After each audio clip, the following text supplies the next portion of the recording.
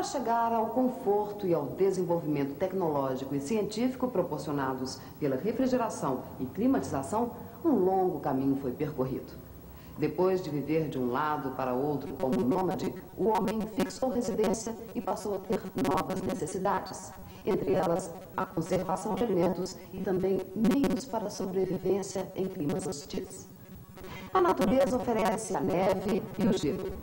No século XVI, europeus e asiáticos já resfriavam bebidas e estocavam os produtos da caça em buracos feitos no solo. A primeira fábrica de gelo foi criada pouco antes da primeira geladeira.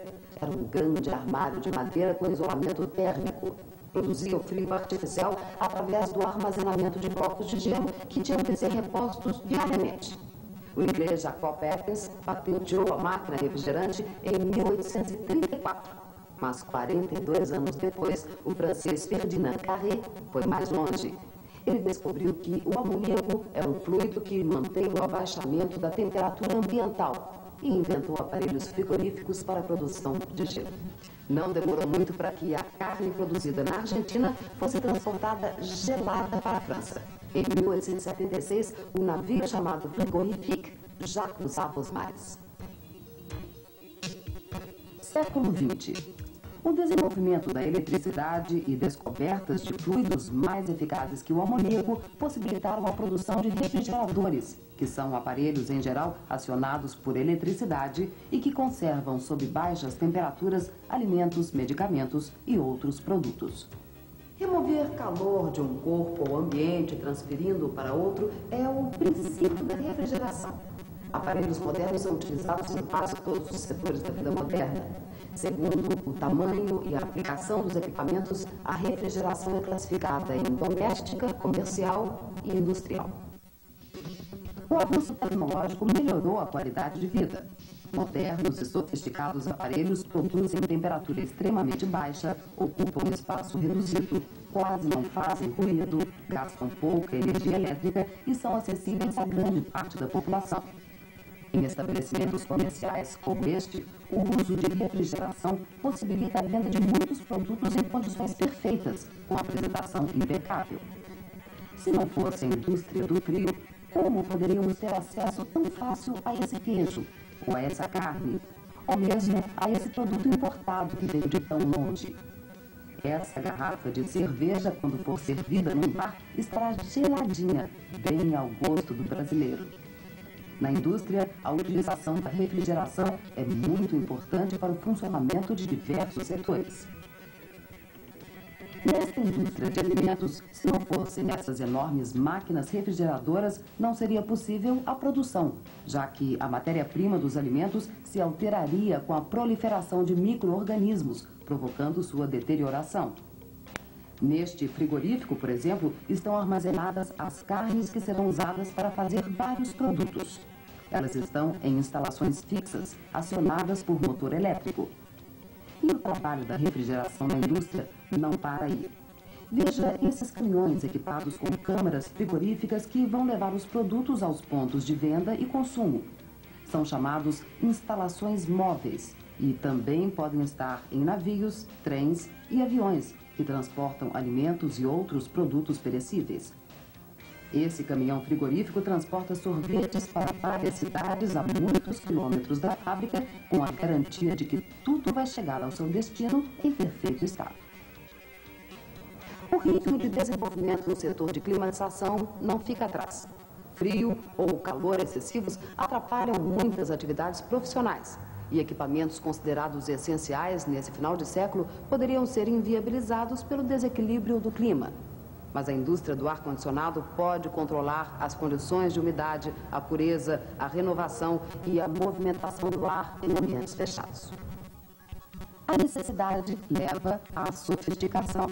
E os avanços da indústria do ar-condicionado abraçam muitos setores da atividade humana. Para a climatização doméstica, são usados aparelhos pequenos, conhecidos como condicionadores de ar tipo janela, que esfriam o ambiente em regiões de temperatura alta e esquentam em lugares frios.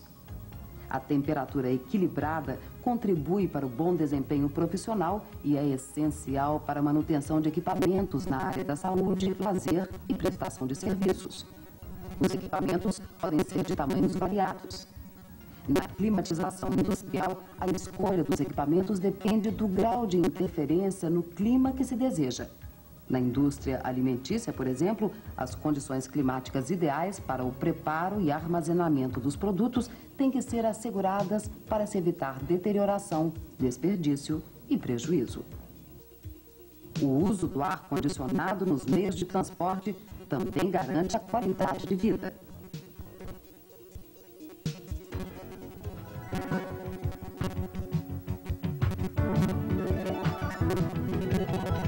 Já foi o tempo em que o profissional de refrigeração e climatização se preocupava apenas com a reparação e a troca de peças de equipamentos.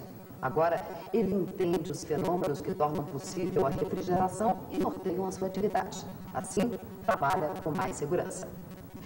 Você sabia que o refrigerador não coloca frio nos alimentos, mas retira o calor que existe neles?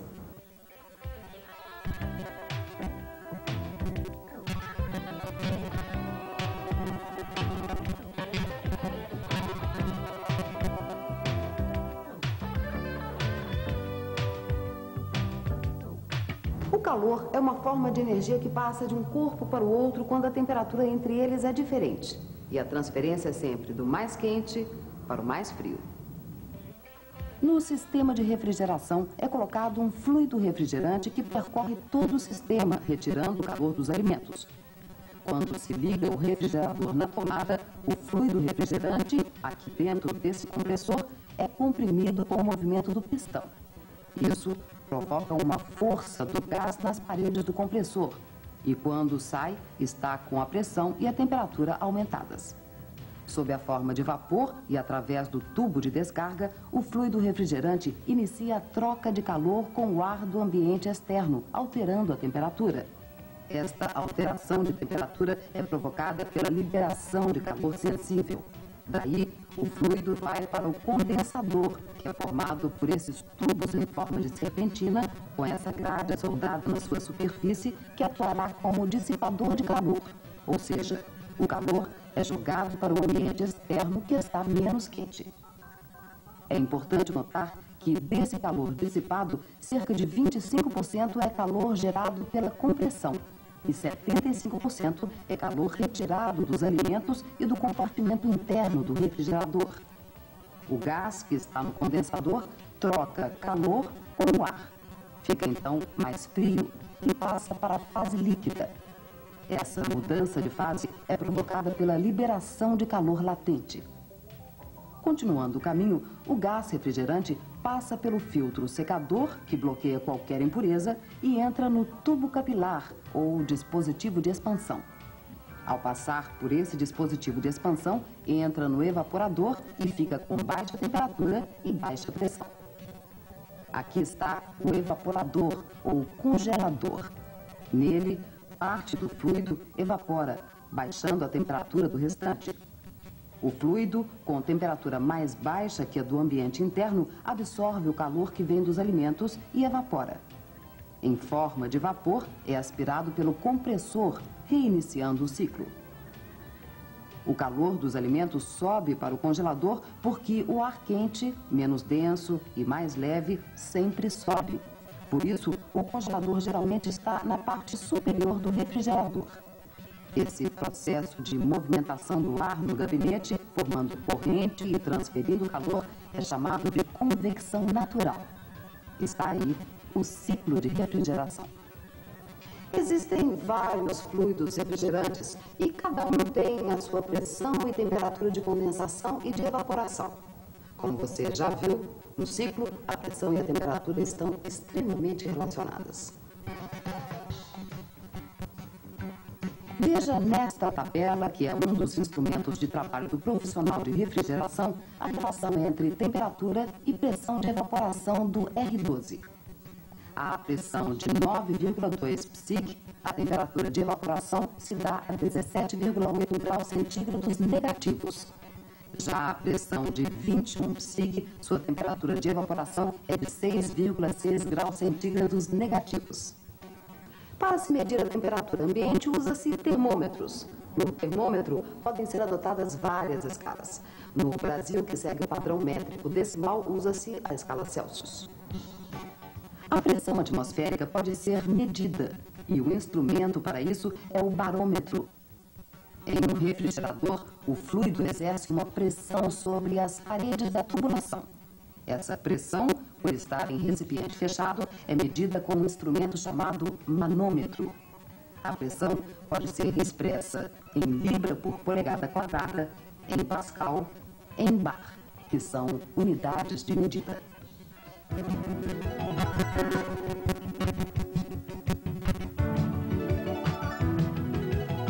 O refrigerador é alimentado por energia elétrica através do fio condutor.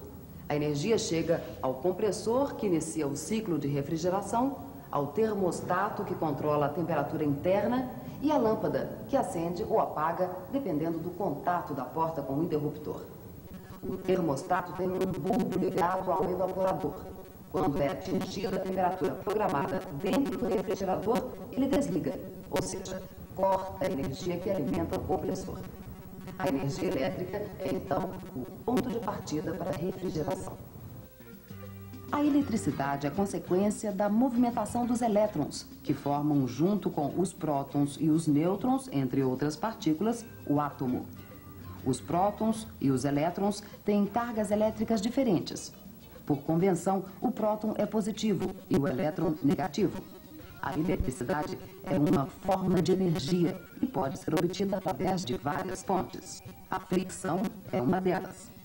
Quando atritamos um pente com o cabelo e o colocamos próximo a pedaços de papel, podemos observar que os mesmos serão atraídos pelo pente. A pressão, o calor, a luz, magnetismo, as hidrelétricas e a ação química são mais alguns exemplos de fontes de eletricidade. O primeiro gerador de eletricidade foi a pilha elétrica. Ela foi inventada pelo físico italiano Alessandro Volta no começo do século XIX. A experiência foi muito importante porque mostrou que é preciso estabelecer uma tensão elétrica ou uma diferença de potencial para a geração de eletricidade. Na natureza, temos a eletricidade estática. Por exemplo, o vapor de água forma nuvens com regiões carregadas negativamente e regiões carregadas positivamente. Ao se aproximarem umas das outras ou da Terra, as cargas negativas são atraídas pelas cargas positivas, formando o relâmpago. A eletricidade dinâmica é obtida artificialmente. Numa hidrelétrica, por exemplo, a água é armazenada na represa, constituindo-se em energia potencial. Ao descer pelas tubulações, transforma-se em energia cinética, chegando às turbinas, onde se transforma em energia mecânica.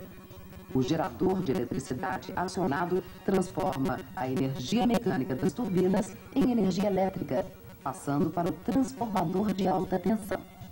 Os cabos suspensos conduzem a energia elétrica do gerador até as cidades, onde passa por uma estação de transformação para baixa tensão.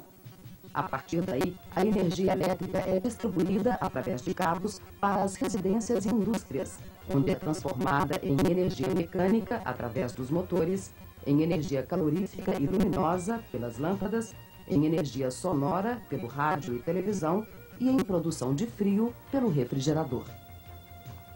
Em um refrigerador, a energia elétrica é transformada pelo motocompressor em energia mecânica, que depois é transformada em energia térmica ou calorífica. O processo de transformação da energia elétrica em outra forma de energia é chamado de trabalho elétrico. E a quantidade de trabalho de um aparelho em determinado tempo e a partir de uma quantidade de energia é a potência elétrica. Essa lâmpada consome 200 watts e produz mais luminosidade que esta outra, de 60 watts. Elas têm potências diferentes. A corrente elétrica é o movimento ordenado das cargas elétricas.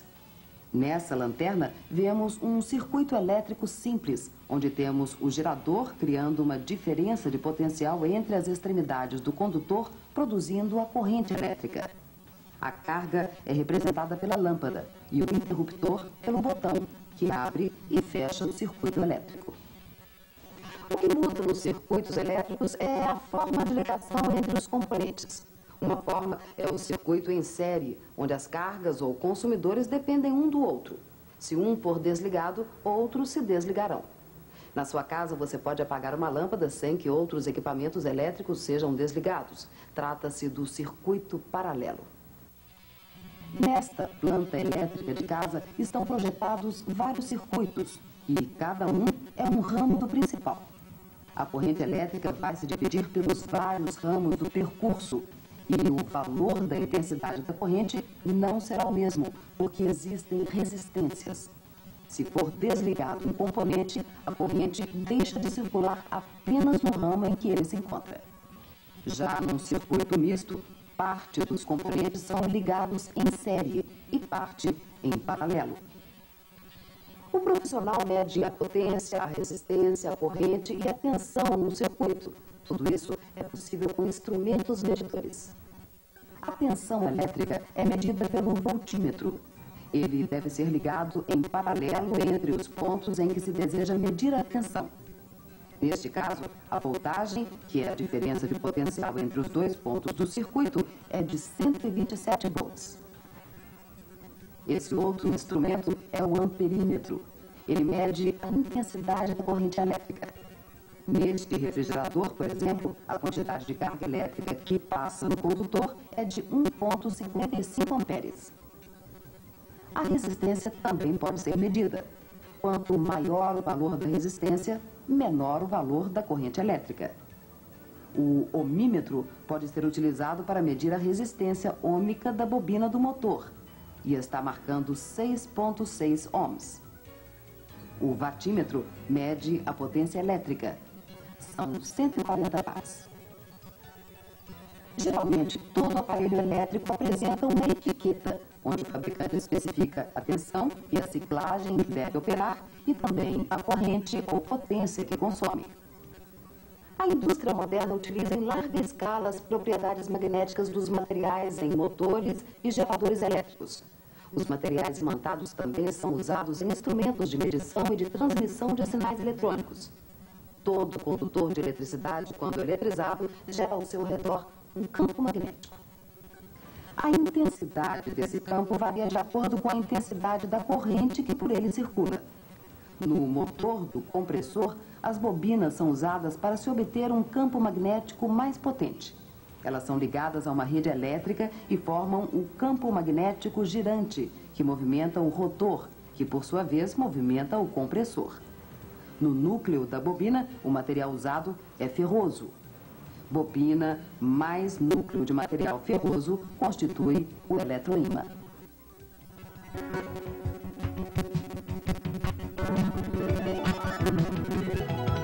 A procura constante por melhores condições de vida leva o homem nesse final de milênio a superar desafios. As tendências da refrigeração e da climatização mostram que alguns deles já estão resolvidos. A liofilização é um bom exemplo. A salsinha desidratada e os alimentos de preparo instantâneo são os liofilizados mais conhecidos atualmente. O método é bastante utilizado também nos bancos de sangue para a conservação do produto que vai salvar vidas.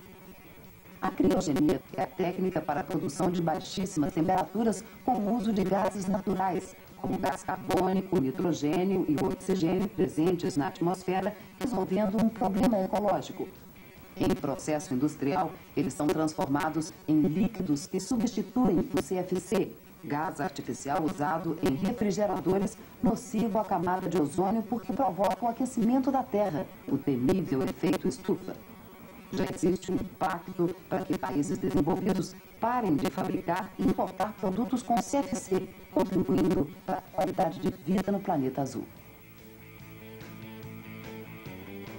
Enquanto isso, a refrigeração termoelétrica já vem substituindo o uso do gás nocivo. É um método que usa semicondutores e corrente elétrica para a produção do frio. Você deve saber reparar uma máquina de refrigeração usando métodos adequados que possibilitem um funcionamento perfeito com economia. Mas se você quer mesmo estar em dia com seu tempo, tem que participar da luta pela qualidade de vida. Prepare-se com confiança e consciência e garanta um bom desempenho profissional. Esperamos que você tenha gostado desse primeiro vídeo e adquirido uma noção geral sobre mecânica de refrigeração e ar-condicionado. Não se separe da apostila impressa que você recebeu com essa fita. Ela é muito importante para dar mais detalhes e explicações sobre os assuntos apresentados nesse vídeo. Uma boa sorte para você no começo dessa nova empreitada.